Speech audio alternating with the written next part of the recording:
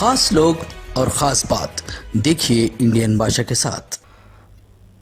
آداب ناظرین، A1 T V کا خصوصی پروگرام خاص لوگ خاص بات میں آج میرے سامنے موجود ہے ریچور شہر کے مہمان خاص مولانا فروغ القادری صاحب، general secretary world Islamic mission London. A1 T V Urdu میں آپ کا خیر مقدم۔ السلام علیکم ورحمۃ اللہ وبرکاتہ۔ اس سے پہلے کہ میں اپنی گفتگو کا آغاز کروں، میں مشکور ہوں کہ آپ تشریف لائے اور آپ نے ہمیں موقع دیا کہ چند لمحے میں اپنی تاثرات کو بیان کر سکوں۔ A1 ٹی وی کے جملہ ناظرین اور جملہ سننے والوں کو میں اپنی طرف سے جشن خیل الورا اور جشن غوث الورا کے حوالے سے جس پروگرام میں شرکت کے لیے حاضر آیا، مبارکباد پیش کرتا ہوں۔ اس کے ساتھ ساتھ سنی دعوت اسلامی رائچور کے ان تمام نوجوانوں کو تہہ دل سے مبارکباد پیش کرتا ہوں جنہوں نے اتنی خوبصورت بزم سجائی ہے جو ایک تاریخی ہے اور عظیم پیمانے پر اس کی کامیابی ان سب کو کل کی شب میسر آئی ہے۔ کل شب مسجد بی بی حلیمہ لوہارواڑی میں ایک عظیم و شان اجلاس رکھا گیا تھا، اسی میں خطاب کرنے کے لیے حضرت آئے ہوئے تھے۔ آج میں ان کا ایک خصوصی وقت لیا تھا خاص طور پر۔ سر، سب سے پہلے تو آپ جنرل سیکریٹری ہیں ورلڈ اسلامک مشن کے، یہ ورلڈ اسلامک مشن ہے کیا؟ میں اس کی اصلاح کر دوں کہ عالمی پیمانے پر ورلڈ اسلامک مشن کے سیکریٹری جنرل علامہ قمر الزمان اعظمی صاحب قبلہ مدد العالی ہیں۔ ہم سب خادم کی حیثیت سے، رکنی کی حیثیت سے، تنظیم سے وابستہ ہیں۔ بہرکیف ہم سب کی ذمہ داریاں ہیں، اللہ اسے قبول فرمائے۔ ورلڈ اسلامک مشن جو ہے ایک عالمی تنظیم ہے جو خالص مذہبی بنیادوں پر کام کرتی ہے۔ اس کے برانچز، اس کی شاخیں برطانیہ، ہالینڈ، جرمنی، ناروے اور پھر امریکہ، کینیڈا، اس طرح مختلف یورپی اور امریکی ممالک میں پھیلے ہوئے ہیں۔ ان کا مقصد اور کام یہ ہے، دو باتیں ہیں۔ پہلی بات تو یہ ہے کہ نوجوانوں میں مثبت تعلیم کے ذریعے بیداری پیدا کرنی، کالجز بنانا، اسلامک اسکولز بنانے، مساجد کا قیام اور ڈے ٹو ڈے جو وہاں کے لوکل سوسائٹی میں، کمیونٹی میں جو مسائل پیدا ہوتے ہیں، کاؤنسلنگ کے حوالے سے، نوجوانوں کے حوالے سے، بچیوں کے حوالے سے، اور اس کے ساتھ ساتھ ڈومیسٹک بہت سارے وہاں پرابلمس ہیں، اس حوالے سے اگر کوئی چاہے تو مشن کے دفتر میں آئے، علماء سے رابطہ کرے تو ہم اسے کاؤنسلنگ بھی فراہم کرتے ہیں۔ لیکن بیسک جو ہے وہ propagation of Islam and spreading Islamic knowledge. اچھی بات ہے۔ جب بھی ورلڈ اسلامک مشن کا ذکر آتا ہے، لوگ علامہ مولانا قمر الزمان خان صاحب اعظمی کو یاد کرتے ہیں۔ ان کے حوالے سے کئی ان کے چاہنے والے ہیں جو شاید ہمارا آپ کا انٹرویو بھی دیکھ رہے ہوں گے، ان کے حوالے سے بھی کل آپ نے خاص خصوصی دعا بھی کی ہے۔ حضرت اب فی الحال کیسے ہیں؟ الحمدللہ پہلے سے حضرت بہت بہتر ہیں۔ علامہ قمر الزمان اعظمی کی شخصیت اتنی عظیم ہے کہ چند لفظوں میں میں اسے بیان نہیں کر سکتا۔ آج یورپ میں، امریکہ میں وسیع اور بڑے پیمانے پہ جتنا بڑا کام ہو رہا ہے، اس کے پس منظر میں حضرت علامہ قمر الزمان اعظمی کی محنتیں موجود ہیں۔ اس وقت مانچسٹر جہاں وہ قیام فرما ہے، انگلینڈ میں، ایک عظیم اور پرشکوہ مسجد جو ہے حضرت کی قیادت میں بن رہی ہے، جو تقریباً اس میں 5000 لوگ نماز پڑھیں گے۔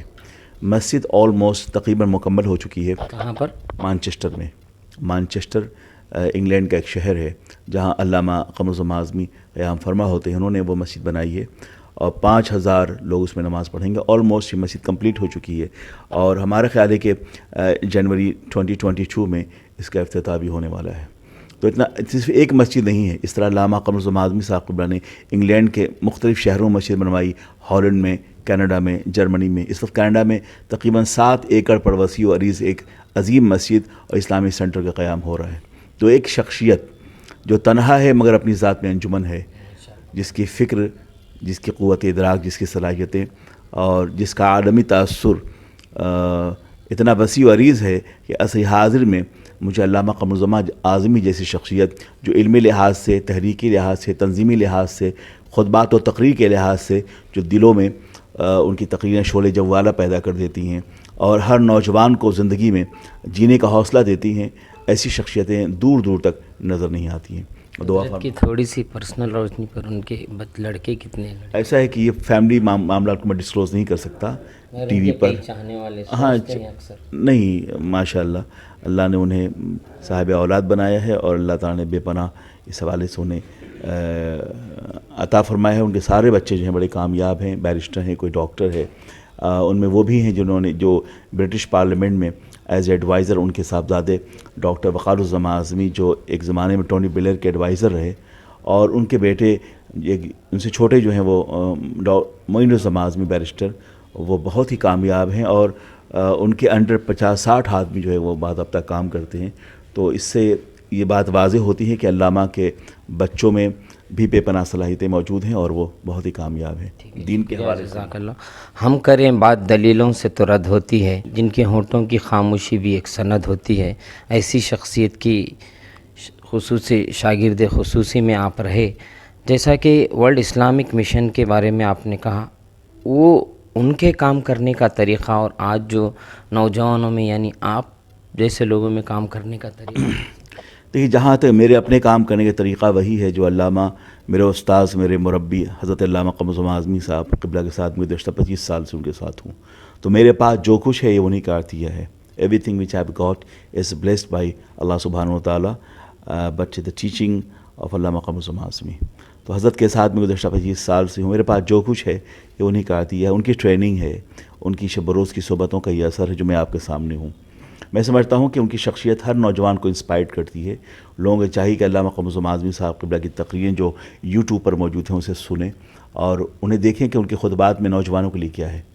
اگر نوجوان کچھ بننا چاہتے ہیں تو ان کے لیے 2 چیزیں ہونی چاہیے: ایک اچھا ایجوکیشن، بہترین تعلیم، اور ایک ایسی شخصیت جو اسے انسپائر کرتی ہو. تو ان نوجوانوں کو چاہیے کہ علامہ قمر الزمان اعظمی کی خطبات کو سنیں، اور مجھے یقین ہے کہ اس میں ان کی زندگیوں میں انقلاب پیدا کرنے کے لیے بہت سارے اثرات موجود ہیں. شوق کا دریا امڑتا ہی رہا، ذوق ہر حال میں بڑھتا ہی رہا.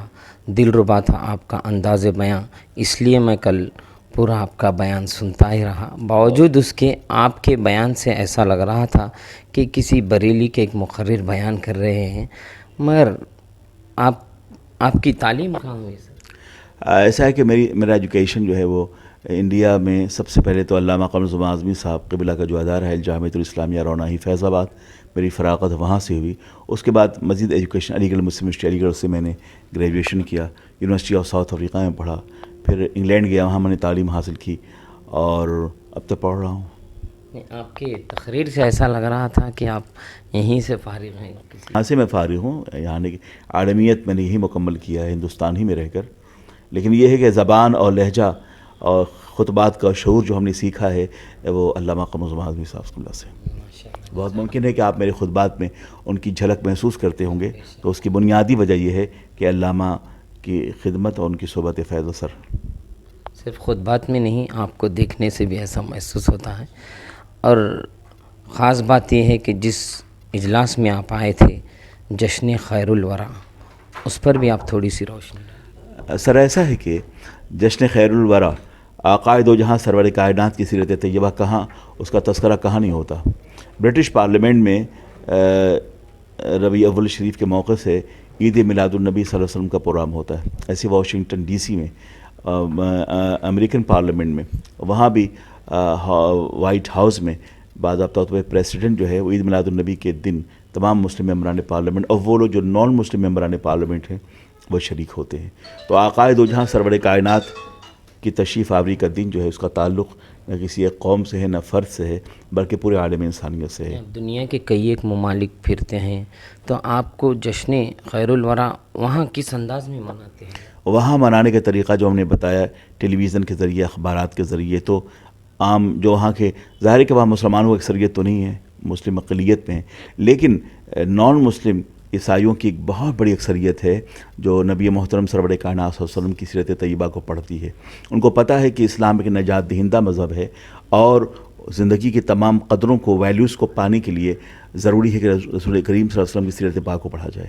تو اس بات کو جیسے کہ بسوں پہ لکھا ہوتا ہے کہ جس کا میں تذکرہ کیا کہ بسوں پہ لکھا ہوتا ہے کہ محمد پیس be upon him, he was the prophet of humanity. So Islam is religion of peace, Islam is religion of dignity and integrity. So اس طرح کی باتیں جب وہ بسوں پہ جو چیزیں لکھی جاتی ہیں وہ پورے شہر میں جو بس جاتی ہے اور گھومتی ہے تو کم از کم وہ لوگ جو مسلمان وہ تو پڑھتے ہیں, جو نان مسلم وہ بھی پڑھتے ہیں. تو اسلام کے بارے میں میلاد النبی کیا ہے؟ میلاد النبی دراصل تذکرہ ہے اس نظام حیات کا جو آقائے دو جہاں سرور کائنات صلی اللہ علیہ وسلم علیہ کے جلوہ گر ہوئے ہیں, اور اس کی ضرورت دنیا کے ہر فرد بشر کو ہے, صرف مسلمانوں کو نہیں ہے. آج کی اس دنیا میں جہاں آسمان سے موت برسائے جا رہے ہیں اور زندگی بہت مشکلات سے دوچار ہے, انسانی قدریں ختم ہو رہی ہیں, تو ایسے ماحول میں اگر اس دنیا کی آبادی کو اگر امن سلامتی کا کوئی سبق دے سکتا ہے تو وہ اسلام ہے اور اللہ کے نبی سرور کائنات کی سیرت ہے. لہٰذا ان کی سیرت پاک اور ان کے لائحہ نظام حیات کا تذکرہ جتنا کیا جائے وہ کم ہے. کئی ایک مسلک والے جشن میلاد النبی منانے سے اعتراض کرتے ہیں, ان کے جیسے اب ایک جو منانے سے انکار کرتے ہیں, تو گھٹائے کہ کسی سے نہ گھٹا ہے نہ گھٹے, جب بڑھائے تجھے اللہ تعالیٰ تیرا. ان لوگوں سے پوچھا جائے کہ تم سعودی ڈے کیوں مناتے ہو, ان سے یہ پوچھا جائے تم نے اپنے 2 بڑے بڑے دارالعلوم کا جشن 100 سالہ کیوں منایا ہے, ان سے پوچھا جائے تم اپنی تنظیم کے حوالے تم ہر سال میں اس کی اینیورسری کیوں مناتے ہو, ان سے پوچھا جائے. اصل میں یہ ایک ایسی سوچ ہے جو ظاہر کرتی اس بات کو کہ تمہارے دلوں کا تعلق اور اس کی نسبت عقائد و جہاں سرور کائنات صلی اللہ علیہ وسلم سے کمزور ہے. اور یہ اسی وقت ممکن ہے. ہر شخص اپنے بچوں کا ہم برتھ ڈے سیلیبریٹ کرتے ہیں, جب اللہ کی نعمت میسر آئے تو ہم اس کو سیلیبریٹ کرتے ہیں. وہ اما بنعمت ربک فحدث قرآن پاک میں ارشاد فرمایا گیا, اور یہ ایک مقام پہ یہ فرمایا گیا کہ قل بفضل اللہ وبرحمتہ فبذلک فلیفرحوا, کہ لوگوں جو اللہ کا فضل اس کی رحمت تم پہ ہے اس کی عوض خوشیوں کا اظہار کرو. تو جو اللہ کا فضل اس کی رحمت, تو فضل الہی میں سب سے بڑا فضل کون ہے؟ حضور کی ذات ہے, ان سے بڑا کوئی فضل ہو ہی نہیں سکتا. رحمت الہی میں وہ رحمت للعالمین بن کے جلوہ گر ہوئے ہیں. اللہ کی رحمت ہے, وہ جہاں جہاں حیات ہے, بخشش ہے, نجات ہے, زندگی ہے, بہار ہے, صبح ہے, روشنیاں ہیں, اللہ کی جنت رضا ہے, وہ سب سرکار کی رحمت ہی تو ہے. تو وہ کون ہے جو مومن بھی ہو, کلمہ بھی پڑھے اور رحمت مصطفیٰ سے محروم ہونا چاہے؟ تو یہ محرومیت ہے, محروم قسمت ہے یہ لوگ جن کے بارے میں آپ نے کہا ہے. رہی بات کہ ہمیں انہیں اگنور کرنا چاہیے, ان کی اس مخالفت سے کوئی فرق نہیں پڑتا, کوئی فرق نہیں پڑتا. اور کہتے ہیں قرآن حدیث میں کہاں ہے وہ بہت, قرآن حدیث میں کیوں نہیں ہے؟ قرآن کیا ہے؟ سیرت مصطفیٰ ہی تو ہے. قرآن پاک نے جتنے بہتر انداز سے میلاد پاک پڑھا ہے, دنیا کی اور کوئی اور کتاب ہو سکتی ہے؟ اللہ نے رب العزت نے, خالق کائنات نے جتنے بہتر انداز سے سیرت مصطفیٰ کو اور آئین جمال مصطفیٰ کو بیان کیا ہے. قرآن پاک کو دیکھیے آپ, وَرَفَعْنَا لَكَ ذِكْرَكَ, کیا سیرت رسول نہیں ہے؟ الرحمن علم القرآن, کیا سیرت رسول نہیں ہے؟ وَرَفَعْنَا لَكَ ذِكْرَكَ, کیا سیرت رسول نہیں ہے؟ وَمَا رَمَيْتَ إِذْ رَمَيْتَ وَمَكِنَّ اللَّهَ رَمَى, کیا سیرت رسول نہیں ہے؟ قَدْ جَاءَكُم مِّنَ اللَّهِ نُورٌ وَكِتَابٌ مُّبِينٌ, یہ کیا سیرت رسول نہیں ہے؟ لَقَدْ كَانَ لَكُمْ فِي رَسُولِ اللَّهِ أُسْوَةٌ حَسَنَةٌ, کیا سیرت رسول نہیں ہے؟ وَالضُّحَىٰ وَاللَّيْلِ إِذَا سَجَىٰ, کیا سیرت رسول نہیں ہے؟ یہ سب سیرت رسول ہی کے تو اجالے ہیں. جس طرح سے آج کل جشن منا رہے ہیں ڈی جے وغیرہ لگا کے لوگ, ہاں یہ آپ کہہ سکتے ہیں, یہ غلط ہے. جہاں تک یہ تمام چیزیں خرافات ہیں, ان سے بچنا چاہیے. رات میں نے کہا کہ ہم نے ایک ندوی مولانا صاحب کو لیبیا کے ایک عظیم الشان جشن میلاد النبی, میری ان کی ملاقات ہوئی. میں نے تذکرہ کیا نا آپ سے, میں نے ان سے پوچھا کہ مولانا آپ لکھنؤ سے آئے ہوئے ہیں, یہ بتائیں کہ اگر یہی میلاد النبی کا جلوس لکھنؤ میں نکلتا تو آپ اسے بدعت و شرک کہتے, جو آپ نے بھی سوال مجھ سے کیا ہے.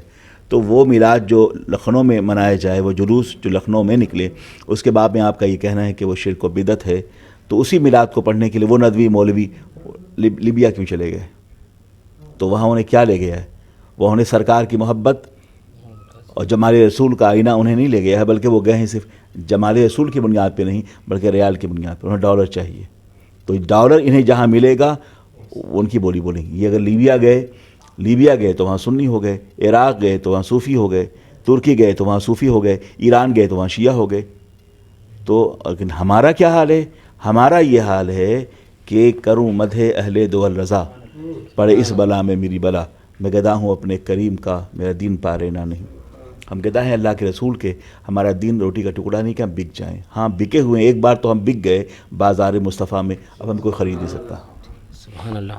میرے ذکر غوث الورا کا بھی تھوڑا ذکر. سرکار غوث اعظم رضی اللہ تعالیٰ عنہ کا عالم ہے, جیسا کہ درمیان انبیاء حضور کی حیثیت ہے, درمیان اولیاء سرکار غوث اعظم کی حیثیت ہے. وہ غوث زماں ہیں، قطب دورہ ہیں، اور وہ ولیوں کے تاجدار ہیں. اور جو لوگ ان سلاسل کے بزرگوں کے بارے میں اعتراض کرتے ہیں، ان کی تاریخ کا آپ جائیں، ان سے پوچھیں کہ آپ مولانا اشرف علی تھانوی صاحب کس کے مرید تھے، رشید احمد گنگوہی کس کے مرید تھے.